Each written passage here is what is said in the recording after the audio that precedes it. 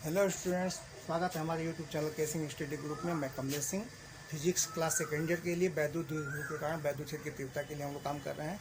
और वैद्युत क्षेत्र की तीव्रता अब हम लोग वैद्युत द्विध्रुव के कारण किसी भी बिंदु पर वैद्युत क्षेत्र की तीव्रता निकाल देंगे। किसी बिंदु का मतलब यह है कि इसके ना तो अक्षीय स्थिति में निकालेंगे ना ही निरक्षीय स्थिति में। अब कोई इस पूरे सरफेस पे, पूरे तल पे कोई एक बिंदु ले लेंगे।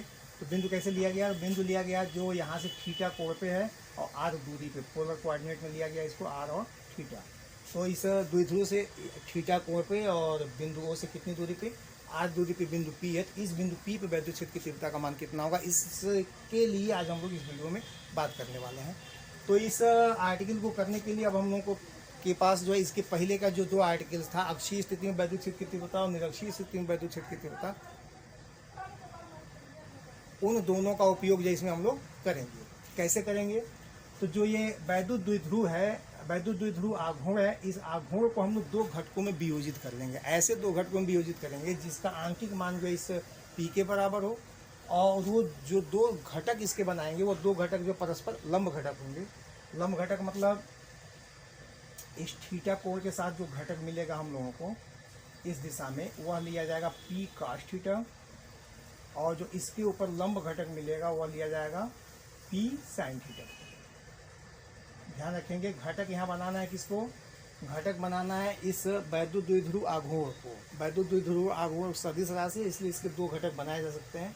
दो घटक कौन कौन? पी काश थीटा, ऐसे मतलब किस दिशा में? तो उस दिशा में जिधर वह बिंदु लिया गया है, जिस बिंदु हम लोगों को वैद्युत क्षेत्र की तीव्रता निकालना है। और इसके लंबवत दिशा में लिया जाएगा P sine theta. P sine theta जो है इस दिशा में होगा। अब यहाँ पे हम लोग काम कैसे करेंगे?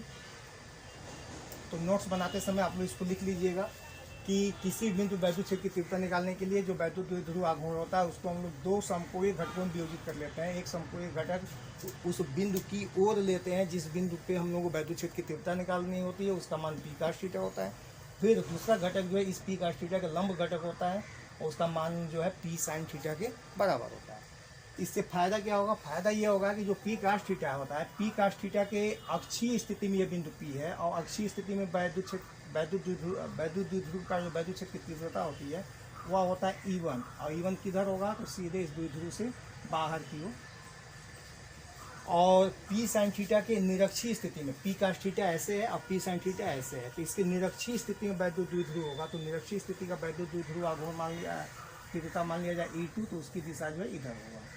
तो यहाँ पे हम लोगों को इस P का वही प्रभाव होगा जो P काश थीटा और P साइन थीटा का मिलकर होगा।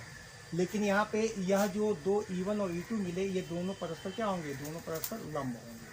तो दो परस्पर लंब सदिशों का परिमाण निकाल लें अगर हम लोग, उसका परिमाण जो भी मिलेगा वही परिमाण जो है इस वैद्युत द्विध्रुव के कारण यहाँ पे वैद्युत क्षेत्र की तीव्रता का मान होगा।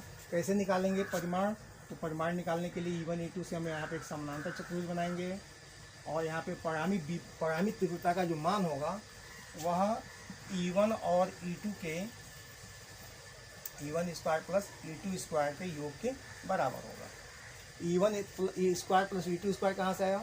तो दो परस्पर लंब सदिशों का जो योग होता है वह √2/a square plus b square के बराबर होता है, क्योंकि 2ab काश थीटा में थीटा 90 अंश का हो जाता है और काश 90 का मान 0 होने से 2ab काश थीटा वाला पद जो हट जाता है।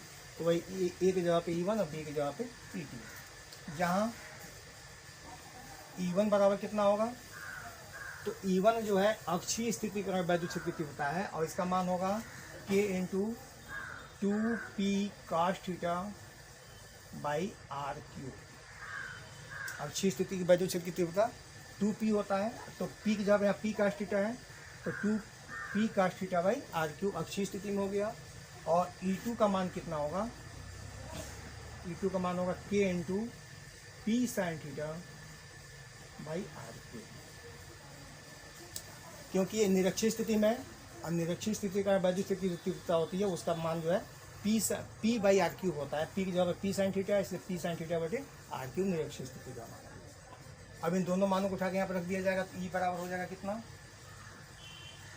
ये हो जाएगा E1 मतलब ये मान K into 2p cos theta by r cube का होल स्क्वायर और plus K into p sine theta by r cube का whole square.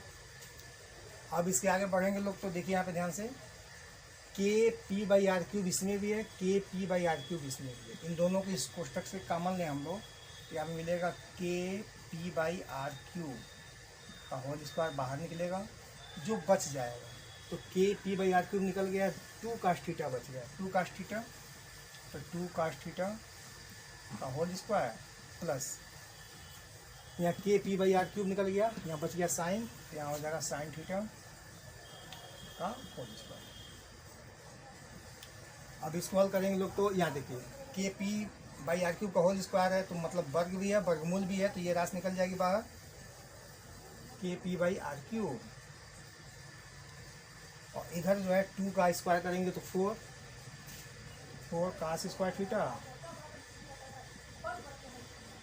Sine square theta. अब ये हो जाएगा E इज इक्वल टू के पी बाई आर क्यूब, और इसमें जो 4 cos स्क्वायर थीटा दिया है इसको आप ऐसे कर लीजिए, ज़्यादा आसान है, 3 cos स्क्वायर थीटा कर लीजिए प्लस cos स्क्वायर थीटा और प्लस साइन स्क्वायर थीटा।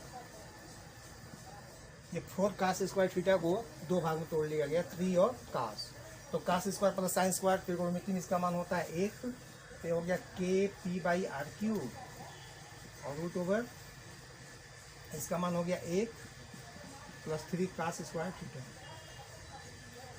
अब के का मान कितना होता है, के का मान हम लोगों का होता है, तो के का जो मान होता है उसको रख लिया जाए, तो यहाँ पे आके हो जाता है ये कितना, ई बराबर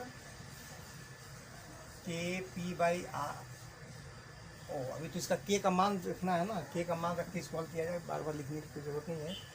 के का मान ओहो सॉरी, के की जगह पे लिखना है 1/4 pi epsilon naught into p root 1 plus 3 cos square theta by r cube. ये जो है द्विध्रुव के कारण किसी भी स्थिति में वैद्युत क्षेत्र की तीव्रता का फार्मूला होता है। अब यहाँ से 2 स्थिति में इसका मान हम लोग निकालना चाहें, अक्षीय स्थिति और निरक्षीय स्थिति के लिए, तो अक्षीय और निरक्षीय स्थिति के लिए मान कैसे निकालेंगे, तो स्थिति 1 कर लीजिए, अक्षीय स्थिति में क्या होगा, थीटा बराबर 0। अक्षीय स्थिति में थीटा का मान 0 करेंगे तो कास्ट 0 का मान 1 होता है, ई का मान हो जाएगा 1/4 pi epsilon naught into p और root over 1 plus 3 into cos square 0 by r cube. इसको cos स्क्वायर 0 का मान 1 होगा, तो यहाँ पे 3 और 1 मिलके 4 का वर्गमूल 2, तो मिल जाएगा हम लोगों को 1/4 pi epsilon naught into 2p by r cube. ये अक्षीय स्थिति में हो गया। और निरक्षीय स्थिति में